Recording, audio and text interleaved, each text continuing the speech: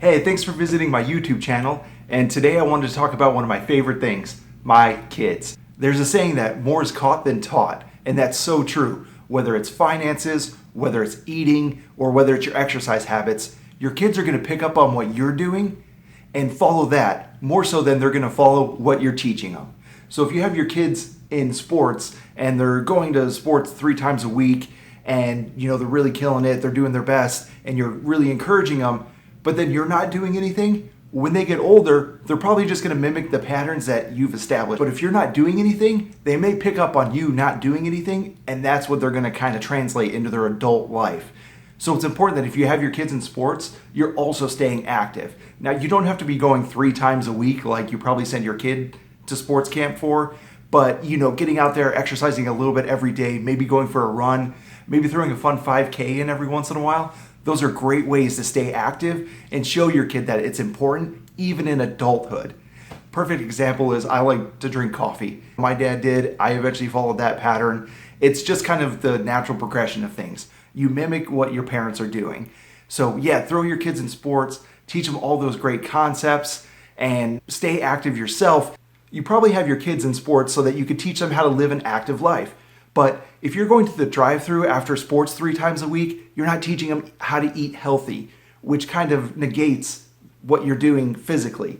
You're teaching them that they could be physically active, but then not have to care about their diet. And I know that's not the message you're trying to send, but more is caught than taught. If you are going to the drive-thru after practice, maybe look up how to make quick, healthy food on the go. Because you're not only teaching them bad eating habits, you're also spending even more money on it. But if you're going to throw your kids in sports, don't do it on a credit card. Because again, they're going to mirror what you're doing. And if you're showing them that it's okay to go in debt for your kids, that's not the message you want to be preaching. And I understand you're trying to teach them these good habits and it's an investment, but just try not to do it on credit. That's the worst thing you can do. So yeah, just like with the sports, you want to be teaching your kids that it's not okay to go into debt, because you want to get them started off on the right foot. And that's probably why you got them in sports, because it could lead to a scholarship, which could lead to free schooling, which is amazing, but you don't want to get them started on the wrong foot. So teach your kids to not go in debt. I know we had crazy amounts of debt. It took a while, and it's taken a lot of work to get out of debt.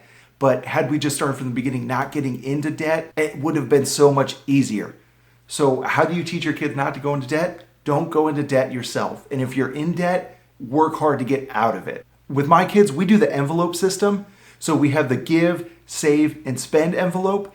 And each week we sit down. It's Saturday morning. Whether I work that Saturday or not, we do it every Saturday morning. We sit down. We call it our breakfast meeting. We sit down with our chore charts. We determine what they accomplished this previous week, and they get paid their commission. Then we go over what we need to accomplish this coming week. So they help pick what chores they're going to be doing. Now, this isn't to say that they're off the hook for the previous week's chores. They still have to do those to get their commission, but this is more 3 things to focus on. It also ties in goal setting. Goal setting is so important even at a young age, and this is just kind of a mild way to teach it. The kids also choose what they want to save for. Now, I don't always agree with what they're saving for, but it's their idea. It's what's going to be motivating them. And when they get a little older, I'm planning on adding an investing envelope, but not until they're older and they can research what a good company is and if they want to be risking their money in that company. Right now, they're a little young for that. They're just going to go after, their favorite toy brand or something. So I want to wait till they're a little bit older. I'm thinking maybe 12. I'm not sure. But that way they can see the importance of growing your money. And I'll teach them about the general index funds and how to track those. But those aren't as much fun as if you're researching a company you're really interested in. That just kind of brings it all together. If you're interested in our Saturday morning breakfast meetings, comment below. I can make a video on how I set that up and how we do it. My wife's a huge help in that. She's constantly making sure they're filling out their chore charts. And if they do the work but they don't fill out their chore chart, they don't get paid. That's just how it is.